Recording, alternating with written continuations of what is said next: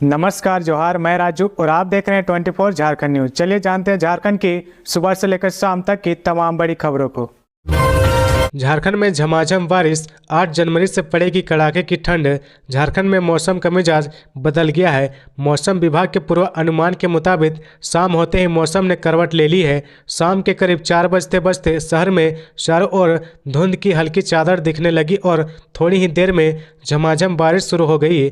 बता दें कि मौसम विभाग ने पहले ही पूर्व अनुमान किया था कि नए साल में मौसम का मिजाज बदलेगा। इसका कारण पश्चिमी विक्षोभ रांची समेत राज्य के कई हिस्सों में हल्की बारिश की संभावना जताई गई थी। मौसम वैज्ञानिक अभिषेक आनंद के अनुसार हल्की बारिश और आकाश में बादल छाए रहने से न्यूनतम तापमान में बड़ा बदलाव नहीं आएगा, लेकिन 2 दिन के बाद ठंडी हवा चलने से न्यूनतम तापमान गिरने की संभावना है। इधर सुबह में कुहासा छाए रहने की संभावना है। मौसम विभाग ने पश्चिमी विक्षोभ के कारण 8 जनवरी को उत्तर भारत में कड़ाके की ठंड पड़ने की आशंका जताई है। एसीबी एंटी करप्शन ब्यूरो ने 4,000 रुपये घूस लेते पकड़ा। सिविल सर्जन कार्यालय में पदस्थापित है कर्मी। एसीबी ने धनबाद सिविल सर्जन कार्यालय में कार्यरत एक कर्मी को घूस लेते रंगे हाथ पकड़ा है। पकड़े गए कर्मी का नाम उमेश प्रसाद है। उमेश को 4,000 रुपये लेते रंगे हाथ गिरफ्तार किया गया है। बताया जा रहा है कि उमेश ने दिव्यांग सर्टिफिकेट बनाने के लिए 4,000 रुपये मांगे थे। संजीव सिंह को भेजा जाएगा दिल्ली एम्स, जेल आईजी ने दिया आदेश। झरिया के पूर्व विधायक संजीव सिंह को इलाज के लिए दिल्ली एम्स भेजा जाएगा। झारखंड के जेल आईजी उमा शंकर सिंह ने इस बाबत धनबाद जेल सुपरिटेंडेंट को निर्देश दिया गया है।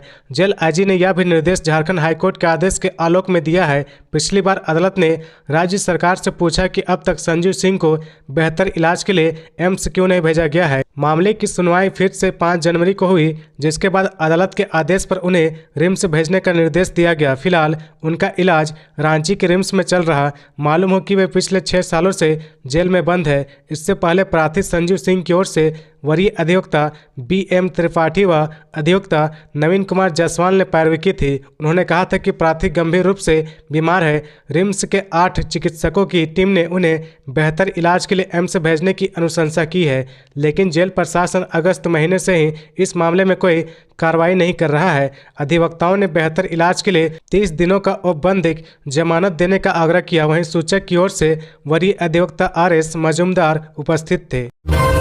सत्तारूढ़ दल के विधायकों ने रांची में डेरा डाला। सीएम से मिलकर बोले हम साथ हैं। हेमंत सोरेन सरकार के ज्यादातर विधायक राजधानी रांची में ही जमे हुए हैं। कुछ मंत्री और विधायकों ने मुख्यमंत्री हेमंत सोरेन से मुलाकात भी की है। बुधवार को सीएम आवास में हुई बैठक में सभी विधायकों को 1 सप्ताह तक रांची में ही रहने को कहा गया है। जानकारी मिल रही कि मंत्री बादल पत्रलेख, कांग्रेस विधायक डॉक्टर इरफान अंसारी, विधायक उमा शंकर अकेला समेत अन्य विधायक मुख्यमंत्री हेमंत सोरेन से मुलाकात करने पहुंचे थे। इस दौरान विभिन्न सियासी मुद्दों में चर्चा हुई। झामुमो के महासचिव सह प्रवक्ता विनोद पांडे ने कहा कि सारे विधायक मुख्यमंत्री हेमंत सोरेन के साथ हैं। सभी विधायकों ने मुख्यमंत्री हेमंत सोरेन के साथ प्रतिबद्धता जाहिर की है। सरकार को अस्थिर करने का विपक्षी षड्यंत्र कामयाब नहीं होने वाला है। उनके मंसूबे कभी कामयाब नहीं होंगे। भाजपा की ओर से उपचुनाव नहीं हो पाने की बातों पर उन्होंने कहा कि हेमंत सोरेन परिपक्व राजनेता है, उनके पास बहुत सारे विकल्प हैं। इधर दूसरी तरफ राज्यपाल के अगले कदम पर सभी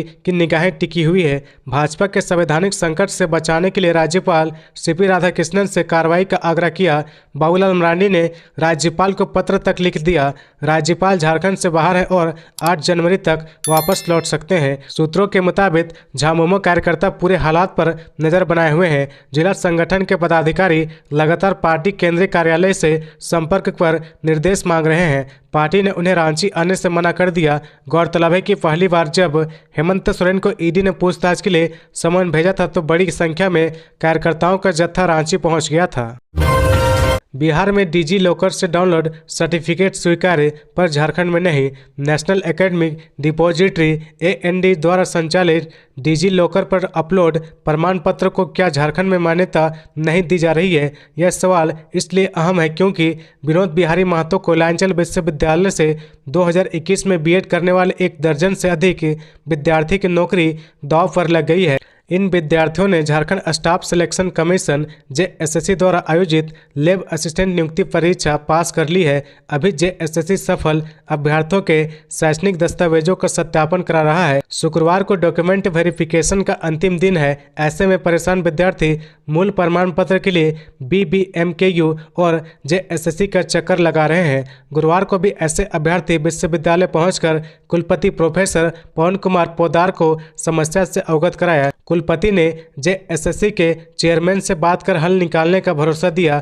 बता दें कि BBMKU से 2021 में बीएड करने वाले छात्रों को अब तक मूल प्रमाण पत्र नहीं दिया गया है। विश्वविद्यालय इन्हें यह मूल प्रमाण पत्र मार्च में प्रस्तावित दीक्षांत समारोह में देने की बात कह रहा है। हालांकि नेशनल एकेडमिक डिपॉजिटरी द्वारा संचालित डिजी लॉकर पर डिजिटल सर्टिफिकेट अपलोड कर दिया गया है। छात्र वहां से सर्टिफिकेट डाउनलोड कर सकते हैं, लेकिन डॉक्यूमेंट वेरिफिकेशन में जेएसएससी द्वारा डिजी लॉकर से डाउनलोड सर्टिफिकेट स्वीकार नहीं किया जा रहा है। जेएसएससी द्वारा डिजी लॉकर से डाउनलोड सर्टिफिकेट को अस्वीकार कर देने पर BBMKU प्रशासन ने ऐसे विद्यार्थी को बोनाफाइड सर्टिफिकेट जारी किया था। इसमें उल्लेख किया गया कि विश्वविद्यालय द्वारा डिजी लॉकर पर अपलोड किया गया प्रमाण पत्र मूल प्रमाण पत्र के समान ही प्रमाणित है। छात्रों को उनका मूल प्रमाण पत्र मार्च 2024 में दीक्षांत समारोह में प्रदान किया जाएगा। साथ ही बताया गया कि डिजी लॉकर पर सर्टिफिकेट IT एक्ट 91 के तहत जारी किए गए हैं। झारखंड में जल्द होंगे निकाय चुनाव। हाईकोर्ट का आदेश 3 हफ्ते में तारीख बताए सरकार। अब तक क्यों नहीं हुए थे इलेक्शन। राज्य में नगर निकाय चुनाव का रास्ता साफ हो गया है। झारखंड हाईकोर्ट ने गुरुवार को सरकार को 3 सप्ताह में चुनाव की अधिसूचना जारी करने का निर्देश दिया है। जस्टिस आनंद सैन की अदालत ने सुप्रीम कोर्ट के आदेश के आलोक में सरकार को चुनाव कराने का निर्देश दिया है। हाईकोर्ट ने आदेश की कॉपी चुनाव आयोग, मुख्य सचिव और नगर निकाय सचिव को भेजने का भी निर्देश दिया है। अदालत ने अपने आदेश में टिप्पणी करते हुए कहा कि समय पर चुनाव नहीं कराना और चुनाव रोकना लोकतांत्रिक व्यवस्था को खत्म करने जैसा है। यह संवैधानिक प्रावधानों के विपरीत भी है। ट्रिपल टेस्ट की आड़ में समय पर नगर निकाय का चुनाव कराना उचित नहीं है। संविधान का अनुच्छेद 243 स्पष्ट कहता है कि चुनाव समय पर कराना अनिवार्य है। इसके साथ ही अदालत ने पूर्व पार्षद रोशनी खालको समेत अन्य की याचिका निष्पादित कर दी।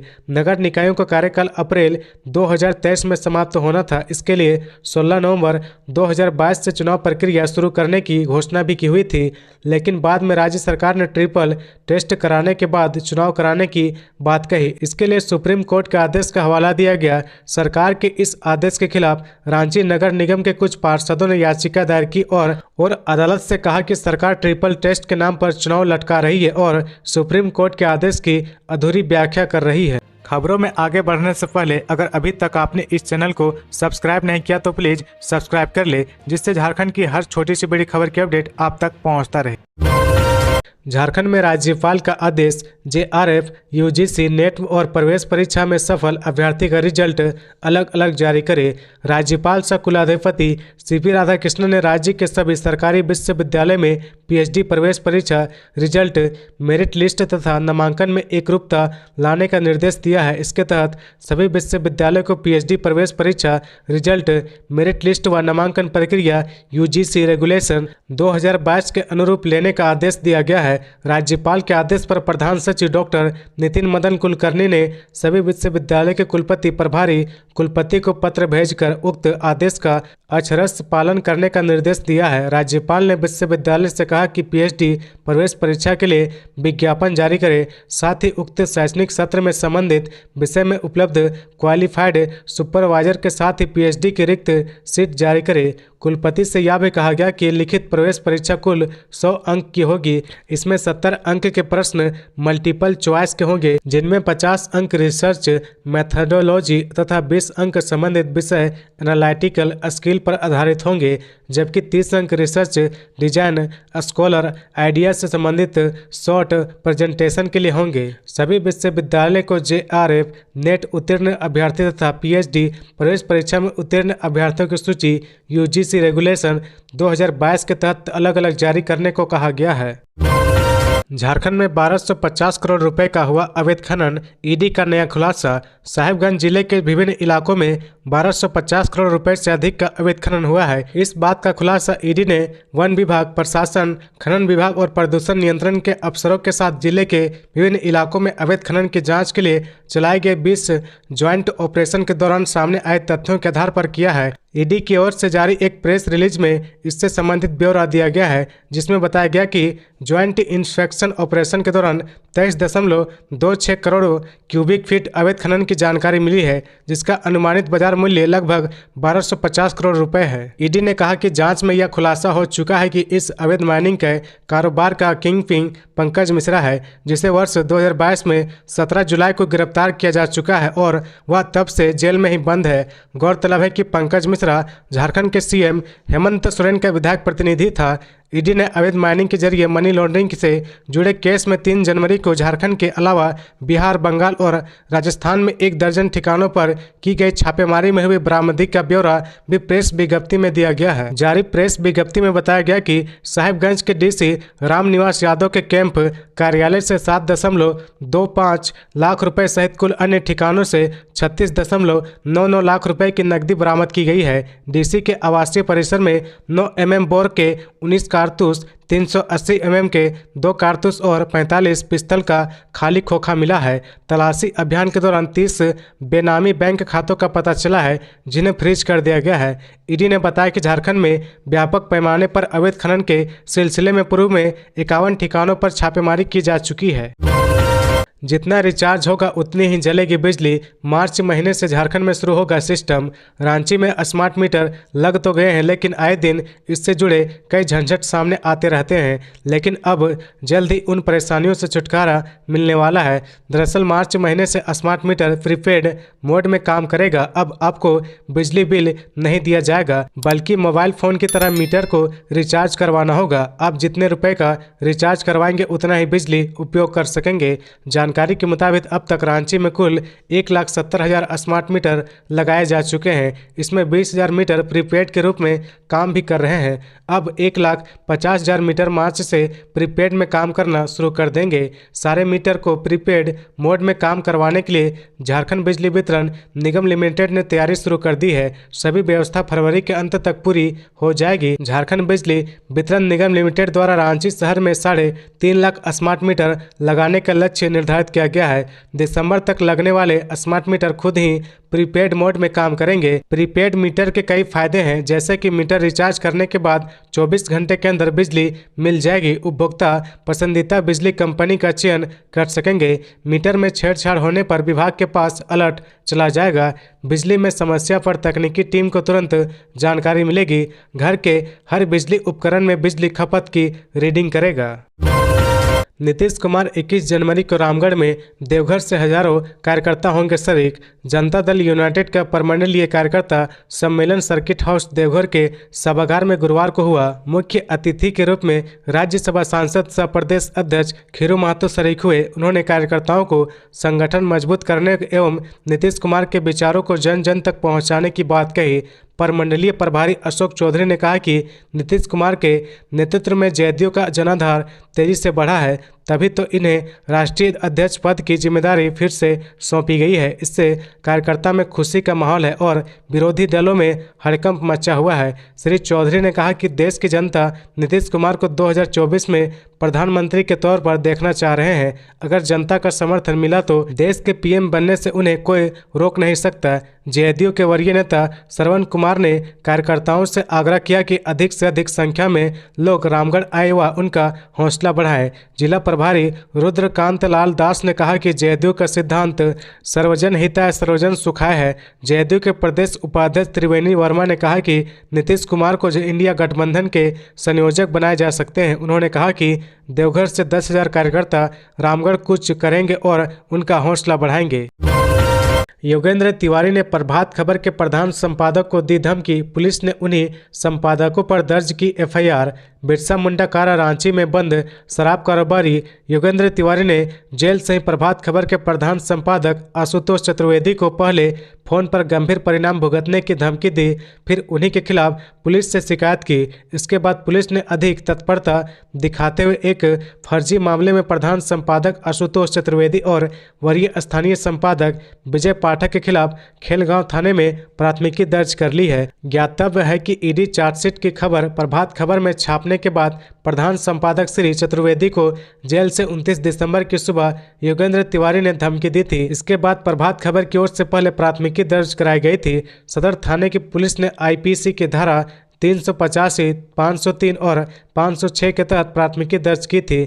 मामले की गंभीरता को देखते हुए इसे सीआईडी को सौंप दिया गया। सीआईडी इस मामले की जांच कर रही है। योगेंद्र तिवारी शराब, बालू और जमीन कारोबारी है और मनी लॉन्ड्रिंग के मामले में वह जेल में बंद है। प्रभात खबर आरंभ से ही भ्रष्टाचार के खिलाफ मुखर रहा है। जनहित की पत्रकारिता के कारण प्रभात खबर को पहले भी निशाना बनाने की कोशिश की जाती रही है। उसे परेशान करने का प्रयास किया गया, प्रभात खबर को झुकाने का प्रयास किया गया। इसके बावजूद प्रभात खबर न पहले कभी झुका और न कभी झुकेगा, हमेशा जनता की आवाज बना रहेगा। इतिहास बताता है कि जब जब प्रभात खबर को परेशान किया गया है, झूठे मुकदमे में फंसाने का प्रयास किया गया है, जनता की आवाज को दबाने का प्रयास किया गया है, पाठक जनता सड़कों पर प्रभात खबर के समर्थन में उतरी है। यही प्रभात खबर की सबसे बड़ी ताकत रही है। यही कारण है कि जब भी भ्रष्टाचार के खिलाफ लड़ने वाले देश भर के जिन चुनिंदा अखबारों की चर्चा होती है, उसमें प्रभात खबर का महत्वपूर्ण स्थान होता है।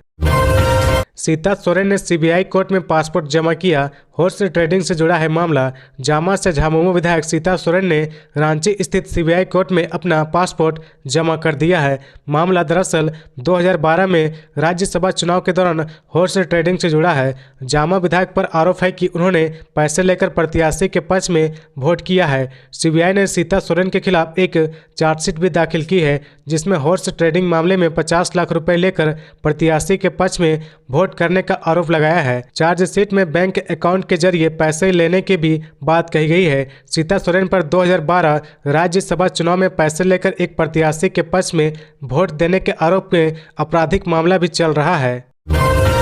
झामुमो ने गांडे विधानसभा सीट पर उपचुनाव कराने की मांग की।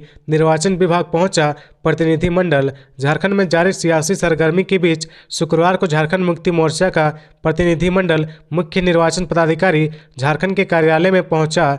प्रतिनिधिमंडल ने गांडे विधानसभा सीट पर 6 महीने में उपचुनाव कराने की मांग की है। सर्वोच्च न्यायालय में प्रमोद लक्ष्मण गुदादेन बनाम केंद्रीय निर्वाचन आयोग एवं अन्य का हवाला देकर झारखंड मुक्ति मोर्चा ने गांडे विधानसभा सीट पर उपचुनाव कराने की मांग की है। प्रतिनिधिमंडल में झामुमो के केंद्रीय महासचिव सुप्रियो भट्टाचार्य, प्रवक्ता विनोद पांडे, विधायक नलिन सोरेन और भूषण तिर्की शामिल है। गौरतलब है कि 31 दिसंबर 2023 को गांडे सीट से झामुमो विधायक सरफराज अहमद ने इस्तीफा दे दिया था। उन्होंने कहा था कि पार्टी और राज्य हित में उन्होंने इस्तीफा दिया है। झारखंड मुक्ति मोर्चा ने निर्वाचन विभाग को लिखी चिट्ठी में बताया कि 31 दिसंबर 2023 को गांडे विधायक डॉक्टर इरफान अंसारी अहमद ने इस्तीफा दे दिया था और संविधान के अनुच्छेद 190(3) खा और झारखंड विधानसभा की प्रक्रिया तथा कार्य संचालन के नियम 316 के तहत स्पीकर ने इस्तीफा स्वीकार भी कर लिया। अतः 31 दिसंबर 2023 से गांडे सीट खाली हो गया है। झामुमो ने लिखा है कि झारखंड विधानसभा का पहला सत्र 6 जनवरी 2020 को हुआ था और संविधान के अनुच्छेद 172 के मुताबिक पंचम झारखंड विधानसभा का कार्यकाल 5 जनवरी 2025 तक है। ऐसे में जनप्रतिनिधित्व अधिनियम 1951 की धारा 151(a) कहती है कि यदि विधानसभा का कार्यकाल 1 वर्ष से अधिक बचा हो तो रिक्त सीट पर उपचुनाव होना चाहिए। BCCL में अप्रेंटिस कराने के नाम पर 80 छात्रों से लाखों की ठगी, पुलिस मामले की जांच में जुटी।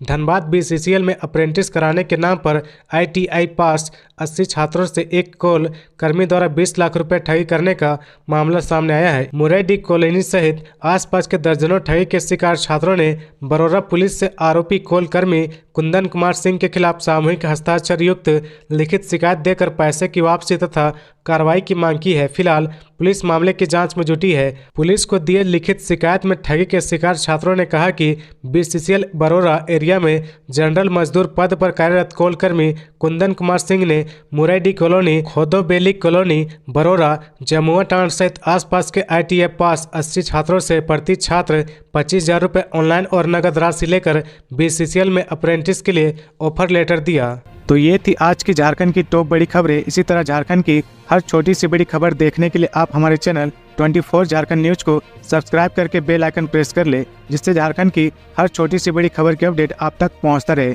तो आज के लिए बस इतना ही, हमें दीजिए इजाजत, फिर मिलते हैं नेक्स्ट न्यूज में।